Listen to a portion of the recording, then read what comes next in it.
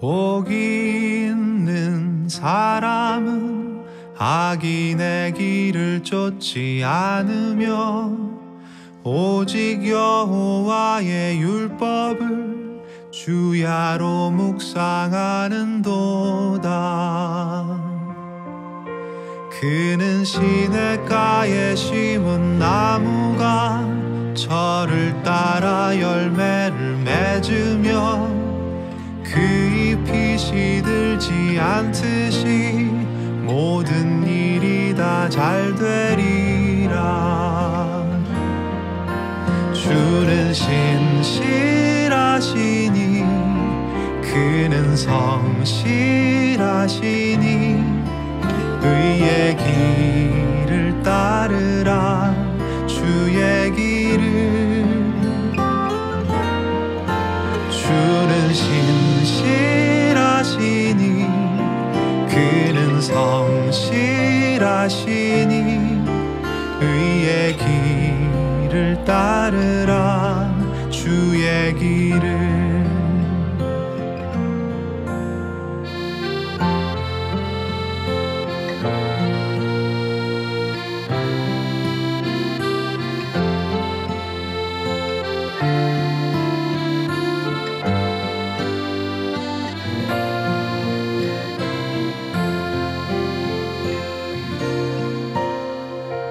복이 있는 사람은 악인의 길을 쫓지 않으며 오직 여호와의 율법을 주야로 묵상하는도다.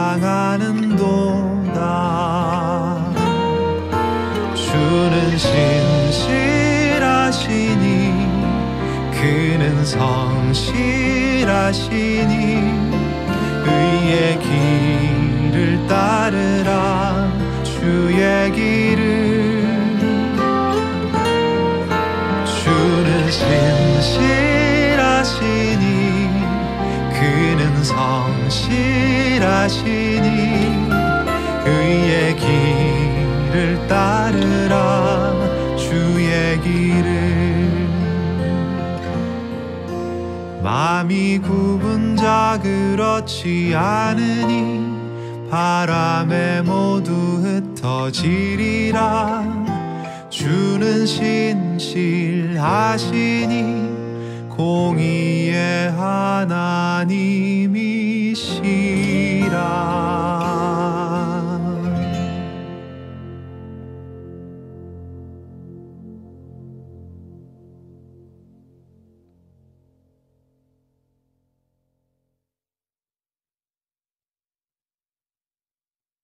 오늘 우리에게 주시는 하나님의 말씀은 느헤미야 8장 13절에서 18절의 말씀입니다.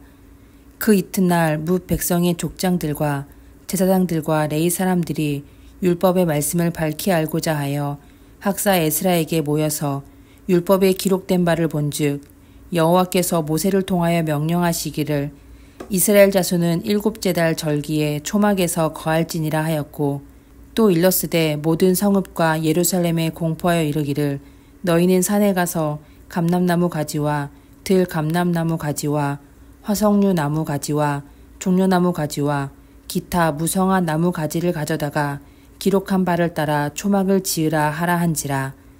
백성이 이에 나가서 나뭇가지를 가져다가 혹은 지붕 위에 혹은 뜰 안에 혹은 하나님의 전뜰에 혹은 수문 광장에 혹은 에브라임 문 광장에 초막을 짓되 사로잡혔다가 돌아온 회중이 다 초막을 짓고 그 안에서 거하니 눈의 아들 여호수아 때로부터 그날까지 이스라엘 자손이 이같이 행한 일이 없었으므로 이에 크게 기뻐하며 에스라는 첫날부터 끝날까지 날마다 하나님의 율법책을 낭독하고 무리가 이레 동안 절기를 지키고 8째 날에 규례를 따라 성회를 열었느니라. 아멘. 포로 생활을 마치고 가나안으로 돌아온 이스라엘은 율법에 대해 잘 몰랐습니다. 아니, 안다고 생각했지만 실상은 잘 모르고 있었습니다. 바벨론의 우상들을 바라보는 것처럼 삶에 형통을 주고 자신을 지켜주는 신으로 알았습니다. 벌을 받지 않기 위해 신의 규칙을 지켜야 한다고 생각했습니다. 하지만 그들은 하나님을 오해하고 있음을 알았습니다. 성벽이 완성되고 성회로 하나님께 영광을 드렸을 때 그들 가운데 큰 은혜가 임했습니다. 죄가 주는 두려움에서 벗어나 하나님이 주시는 희락과 평안 안에서 모두가 하나가 되었습니다. 은혜의 체험을 받은 이스라엘은 더 큰 갈망이 생겼습니다. 그들은 학사 에스라에게 말씀을 가르쳐 달라 요청합니다. 에스라는 그들에게 모세의 이야기를 들려준 후 초막을 지으라 말합니다. 흙이나 돌로 처소를 만드는 것이 아니라 나뭇가지를 사용해서 지어야 했습니다. 나뭇가지로 지은 초막은 약하고 단단하지 못했습니다. 하지만 그것은 중요한 것이 아니었습니다. 초막을 짓는 것은 노예 생활을 하던 이스라엘을 애굽에서 탈출시키시고 여호수아를 통해 가나안을 삶의 터전으로 주신 하나님의 은혜를 다시 생각하는 의식입니다. 에스라가 초막을 지으며 구원의 날을 기념하라고 한 것은 단지 절기에 맞춘 것만은 아니었습니다. 지금 자신들의 상황과 너무 똑같았습니다. 긴 포로 생활을 마치고 하나님의 약속에 따라 가나안으로 그들이 돌아왔습니다. 하나님이 애굽에서 고통받던 조상들에게 은혜를 베푸신 것처럼 자신들도 같은 은혜의 긍휼함을 받아 구원을 얻었습니다. 초막에 들어가 이레를 사는 것은 그 받은 은혜를 몸으로 기념하기 위해서입니다. 안락한 집보다 당연히 불편합니다. 하지만 노예와 포로에서 벗어난 기쁨은 그 불편함을 감당하고도 남습니다. 사실 초막을 짓는 것은 하나님이 율법으로 주신 명령입니다. 초막절 또는 장막절이라 불리는 이 절기엔 이스라엘 모든 백성은 광야에 나가 장막을 짓고 생활하거나 그게 어렵다면 집 마당에라도 초막을 짓고 받은 은혜가 큼을 기념해야 했습니다. 하지만 시간이 지나감에 따라 그 은혜는 희석되었고 형식만 남아 의미를 말로만 전했습니다. 말로만 전해지는 것은 약하고 기억되기 어렵습니다. 에스라는 그것을 알기에 직접 초막을 지으며 받은 은혜를 몸으로 익히도록 한 것입니다. 느헤미야서의 저자는 여호수아 이래에 이렇게 기쁨으로 초막을 지은 날이 없다고 기록합니다. 우리도 받은 은혜를 몸으로 기억할 필요가 있습니다. 받은 은혜가 큼을 기억하며 의미를 담은 행동으로 우리의 믿음을 나타내야 합니다. 저희 부부는 결혼 후 6년이 되도록 아이가 없었습니다. 그러다가 꿈 같은 은혜로 아들을 얻었습니다. 그 기쁨을 잊지 않고 기억하고 싶어 한 가지 일을 하기로 했습니다. 아들의 생일마다 어린이 구호단체에 기부를 합니다. 5번째 생일까지는 아이의 이름으로 기부를 했고 그 다음부터는 교회를 통해 도움을 전하고 있습니다. 아들의 앨범에는 첫 번째 기부금 영수증이 끼워져 있습니다. 훗날 아들이 자신의 사진과 기부금 영수증을 보며 무슨 생각을 할까요? 자신의 삶의 긍정적 의미와 따뜻한 온정이 하나님으로부터 왔음을 기억하리라 믿습니다. 우리 모두 받은 은혜가 매우 큽니다. 그 은혜를 망각하거나 희석되어 가볍게 여기지 않기를 바랍니다.